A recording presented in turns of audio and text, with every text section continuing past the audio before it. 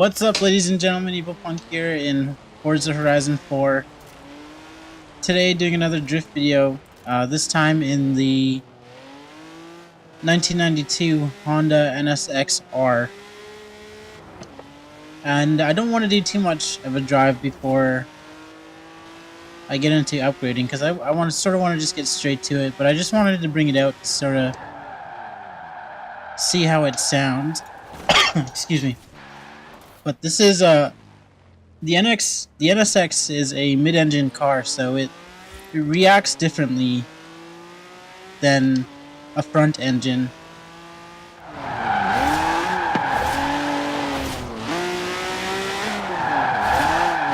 So mid-engines generally are not ideal for... I'm up to my neck putting together the spring seasonals. You couldn't go have a wee look for me, could you? Okay, but anyway, mid-engines are not generally ideal for drifting because of the engine placement. There's no weight to keep the front planted while the rear slides around, because all the weight is in the middle. So a mid-engine car is better suited for doing a race build or a race tune, but that doesn't mean it can't be drifted. So sort of got a little bit of a feel for it, and got to hear the, I believe stock these have 6-cylinder or V6 VTECs. But anyway, I'm gonna bring it back to the garage now and start with some upgrades. Right now, I'm just using all handbrake. There's not enough torque, and the diff does not lock, so it's hard for me to get sideways with throttle alone.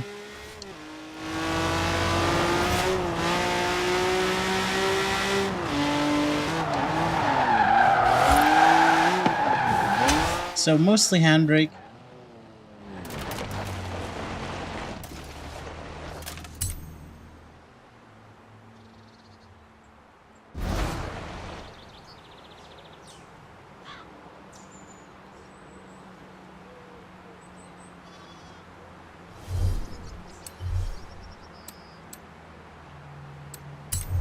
Okay, so now getting into the garage, gonna do a custom upgrade as always.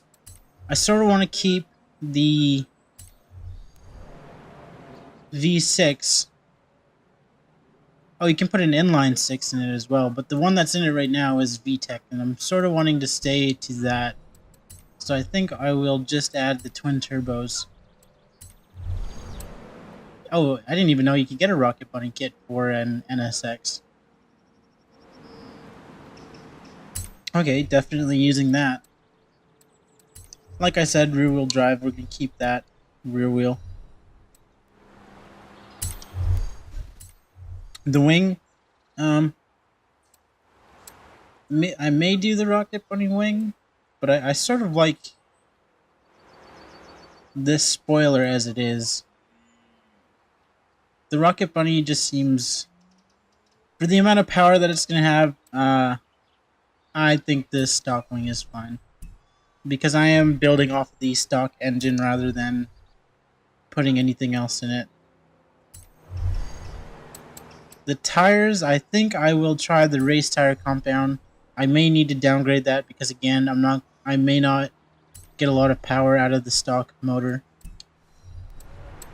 Aside from the tires, I'm going to leave the wheels as they are. I like the Type R rims that this has. And I always do race clutch. It's just so that you can shift faster. Race transmission, so you can tune your gear ratios. The race differential is definitely important, so that you can tune the diff so that it locks, meaning both wheels will lock under throttle, so that they'll spin, and that will help keep the tail sticking out sideways when you're going around corners.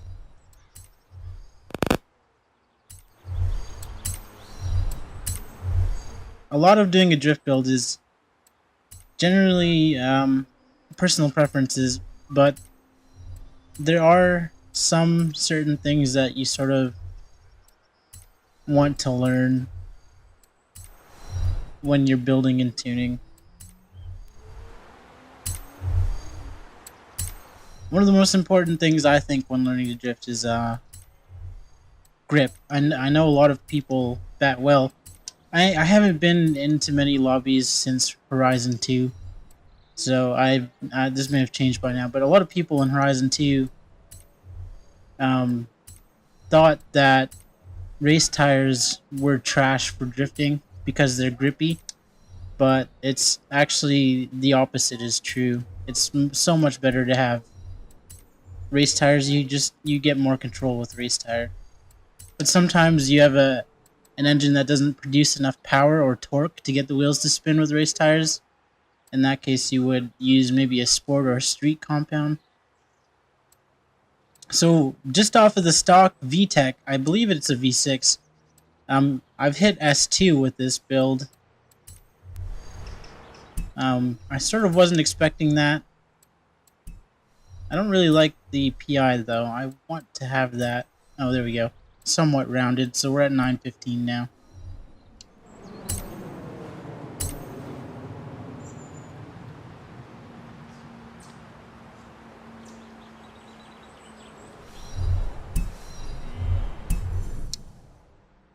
Okay, so the NSX is all upgraded. I haven't done anything with the tune yet. I want to take it out and see what it feels like as is. With the build, that is. I didn't bother to put any paint jobs or change the paint on the NSX because the NSX is a very OG car, and the classic white that it came, the manufacturer white that it came with is also super OG, so I didn't really want to change that. So the first thing I'm already wanting to do with this is open up the gear ratios and lock the diff.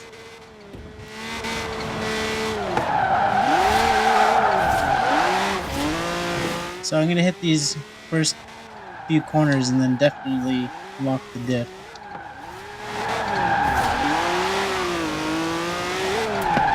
But tuning with a mid-engine car, tuning for a drift with the mid-engine car is a little bit tricky because, like I was saying in the beginning, it does not react the same way as a front engine.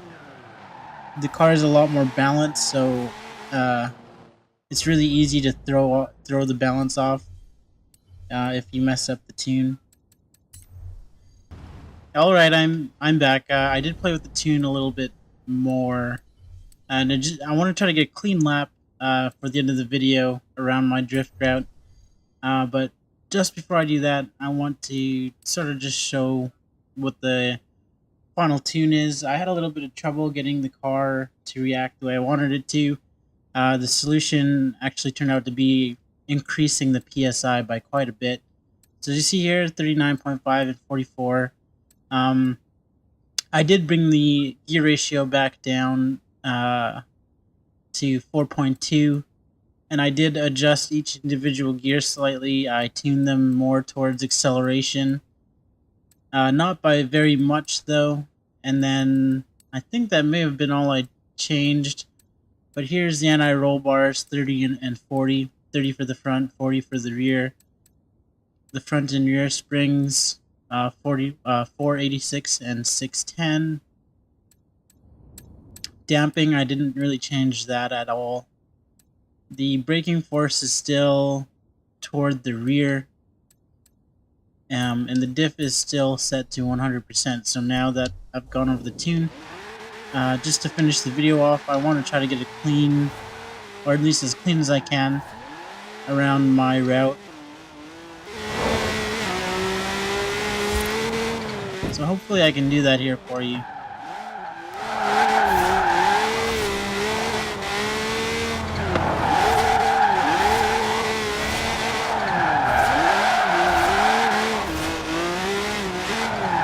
So definitely a lot easier to get the car to slide around with the higher PSI. When the PSI was lower, I was having quite a lot of trouble actually. Or maybe not a lot, but it definitely reacts better with the PSI a little bit higher. Whoa, server lag.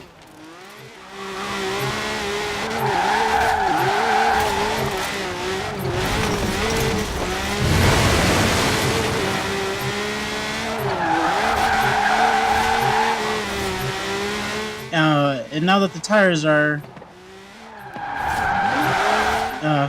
have a higher PSI, I was able to open the gear ratios back up and still be able to get the tail to slide out with the open gear ratios, which is nice because when the gear ratios are open the way I've got them, I have to switch gears less often when I'm going through a corner, which is what I prefer. I like to stick in one gear when I'm going around a corner. I don't like to have to shift gears mid corner, which is something you may have to do if you've got your gear ratios tightened up too much, or in other words, tuned too far towards acceleration. Which is what I did. I think I did it with the recording off, so it probably doesn't come across. But I did tighten the ratios up quite a lot, and I had it tuned towards acceleration. I was trying to keep the gears in as much in the power band as much as I could, but messing with the PSI definitely did the trick for me with this build. So I didn't change anything with the build itself, just played with the tuning.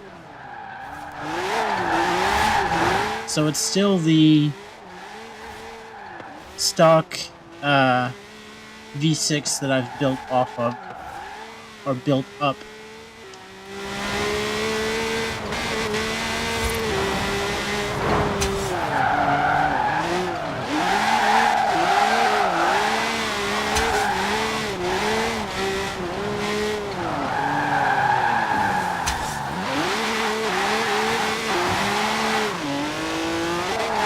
I wish it would have stayed sunny out. That's the one of my complaints about Forza Horizon 4 so far is the weather doesn't stay. The weather changes too often, I think. In my opinion, it changes too often.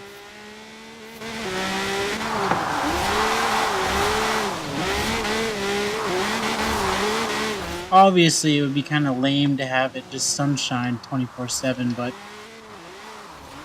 it's at least one day-night cycle the rain comes down.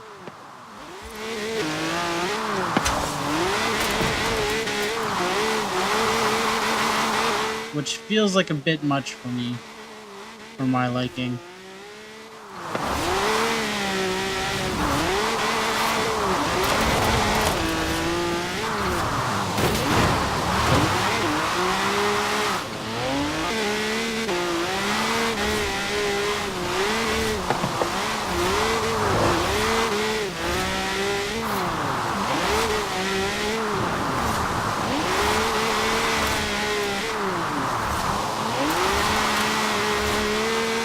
Having to hit the handbrake a little bit through those corners to keep the car going sideways. It's sort of, the rear tires are sort of wanting to catch grip.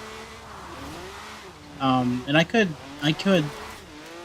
switch to a street or a sport tire compound, but I'm trying to make the race compound work. And as long as I'm hitting the power band with my gear ratios, they work as well as I need them to.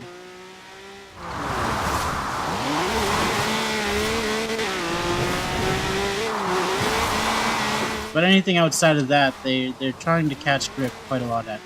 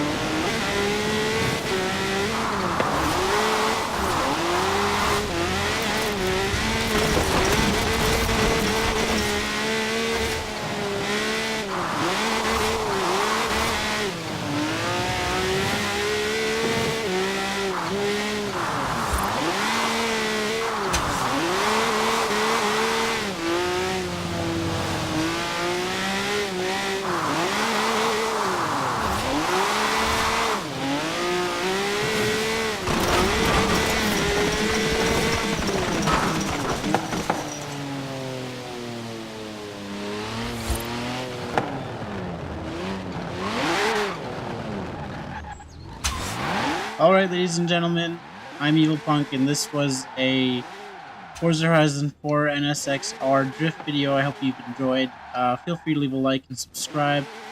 Also, I do enjoy reading comments and feedback, so feel free to leave any suggestions, opinions, or what you thought of the video, maybe a car that you want to see built. So please feel free to do that, and I hope you enjoyed, and thanks for watching.